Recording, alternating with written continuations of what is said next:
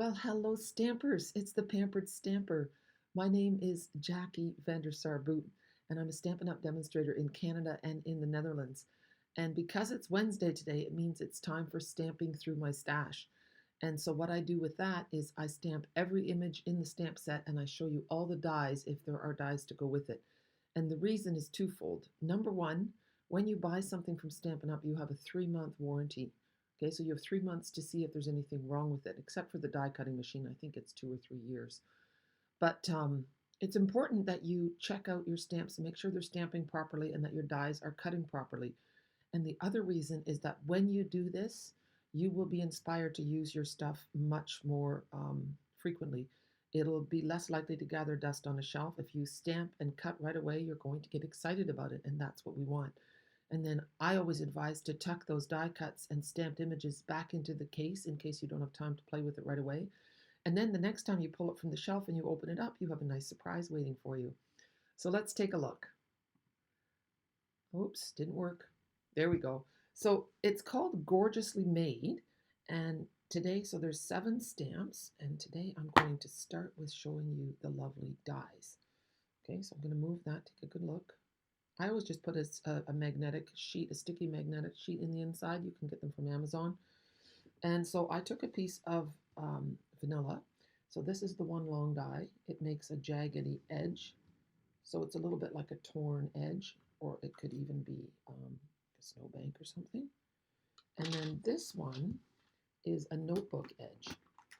And that's really cool. Now, I always have to remember that on this side, the stitched edge doesn't cut. So if you want the stitched edge to show, then you you can do it either way. So if you want it to look like this without a stitched edge, then you just put it the other way. But it's great. So it gives you 2 looks to use on your card, whether you want it stitched or whether you want just a plain notebook edge. Then we have this die, and we have a leaf die. And you can choose to leave those little pieces in or take them out. So here it is in white, and then I have it in yellow. So we're going to use these pieces, and then there's a really cool, let's have a look, label piece like this. Okay? So now we're going to stamp the images, and then we're going to go back to those die cuts and make something beautiful from it. I love this set very, very much. So we're going to use vanilla because I'm running low on my white. So I want to use vanilla. I'm going to use Garden Green ink. Now I might need a bigger block. We'll start with this little background stamp. I love this vintagey stamp, and I don't know if there's actually words in it. There are. So there is an upside down if you want. And then I always like to stamp full strength and then stamp off to give you an idea. See how you can make it as faded as you want. The more vintage, the more. This is great to put in a background. I love it very, very much. So now we have this big leaf stamp.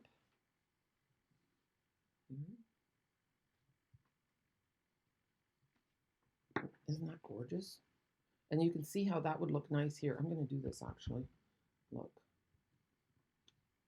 Stamped over that vintagey look. I think it's really nice. So you see how when you just stamp the image, you already get inspired. That's I'm not just saying that, I really believe it. So get used to stamping through your stash. Every stamp set should see ink. You pay way too much money for these stamps to have them just sit there. So let's try this one. No, I didn't ink that one up very well. But you can see how nice it looks. And that's another thing we don't often do. We don't use our ink to make 3 different colors. And it's a great thing to do. Okay. Now I actually have played with this set a little bit, I have to confess. But there's one set that I actually hadn't stamped that image yet. And I also haven't stamped this long one. I think this looks a little bit like bamboo. I'm not sure. I'm just going to lay that here. This block is too short. For this long one, you need, I think it's called the I block. Wow, I was actually right. It is I. All the trivia that sticks in my brain. There. I don't know if there's an up and a down with this, but it looks really cool too. Yeah, so that's that one. And then we just have some words, and the words are all quite small. These words look great when you emboss them on white, and that's what I'm going to do today. Here and here. Did I do it right? I did.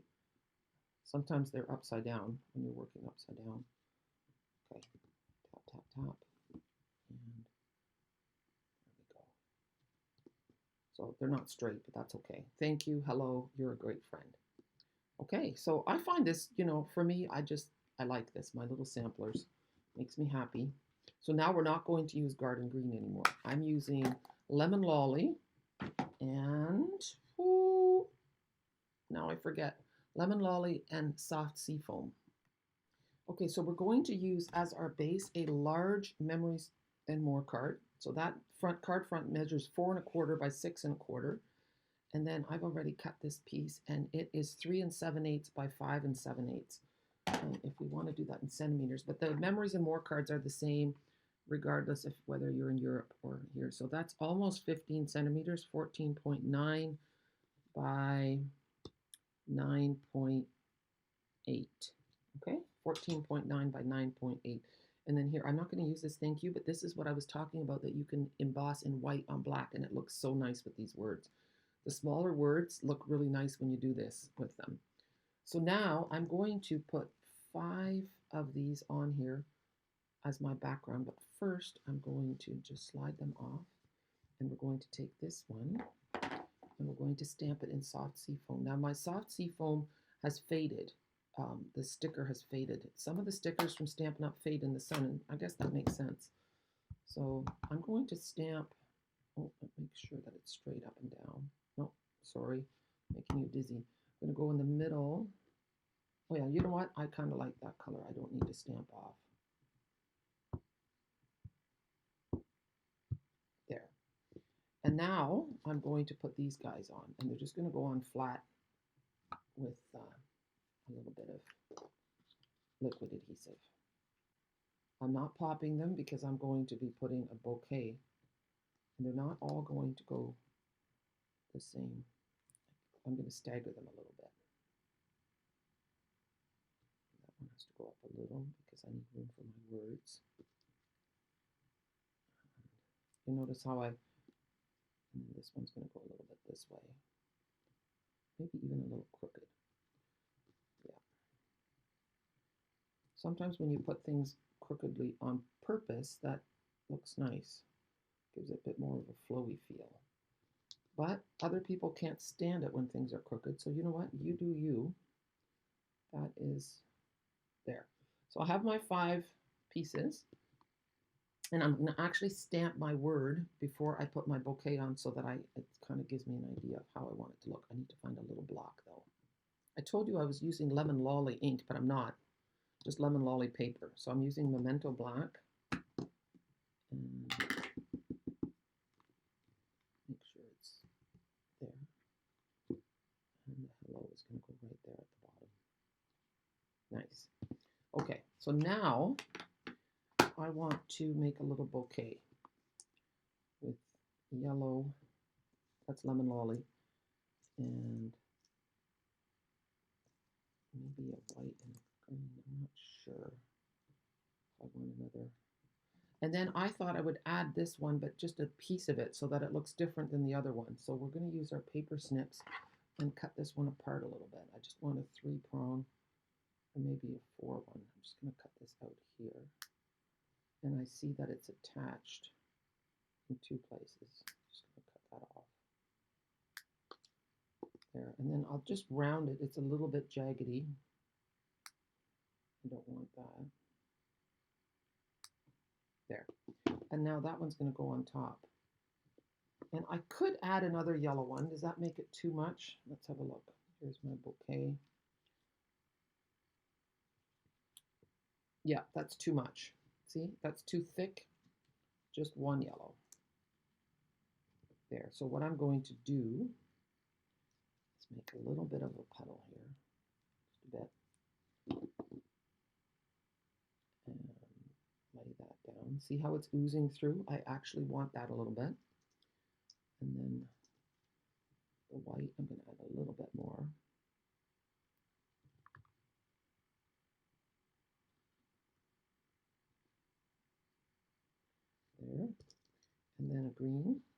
soft sea foam. I'm not adding a lot of adhesive because I want it to have a bit of a flowy feel to it.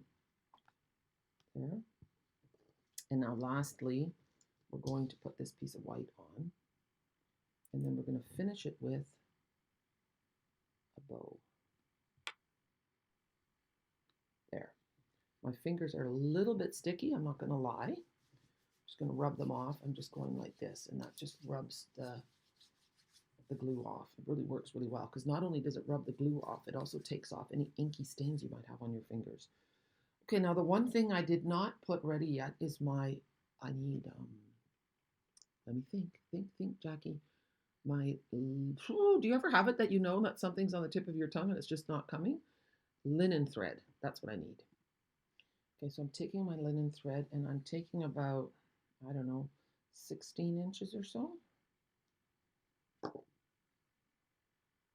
A double piece. And then I'm going to make a bow. There, and I want to make it a little bit smaller. Trim the little loop. And then, so if you take one piece and pull it, you'll get a bow that has uneven loops, which is what I want. There. Okay, so now we're going to take our bow and glue dot, my glue dots. Make sure when you use your glue dots that this flap always covers the last glue dot. And here we have it. And we're going to just press our bow right onto the glue dot. And then, where is my pokey tool?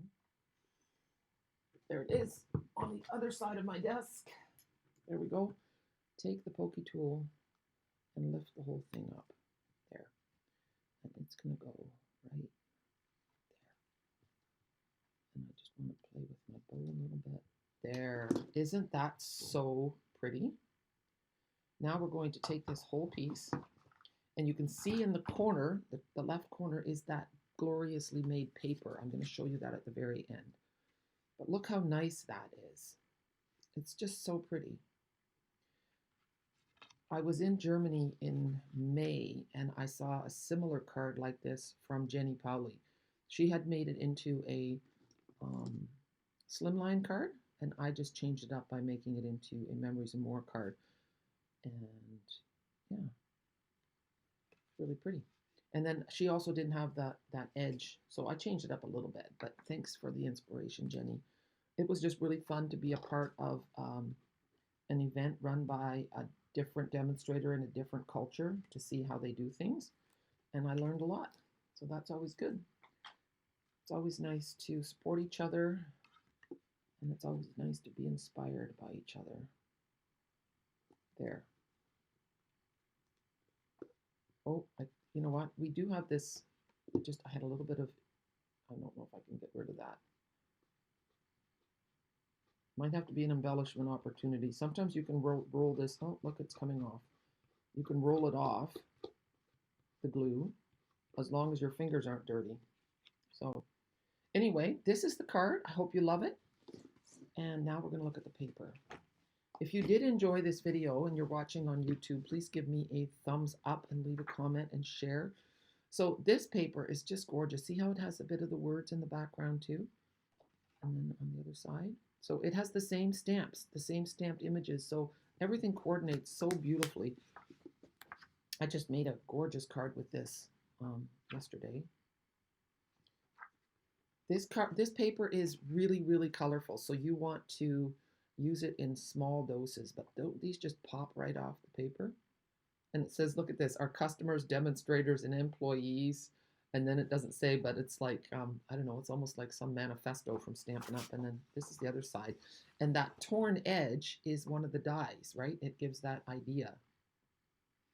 So I'm thinking that you could even take that die and dip it in water and then press it onto your paper, and then you would have a torn edge look that's a little bit more authentic, not clean. Let's keep moving here. So here you can see the paper in large. It's really, really nice. I'll turn it over and show you the other side in a minute. Um, yeah, I've had a lot of fun playing with it. I haven't played with the torn edge piece yet, but I will. Okay, now let's flip it to see the other side. Again, some more torn edges, berry burst, lemon lime twist, pretty peacock.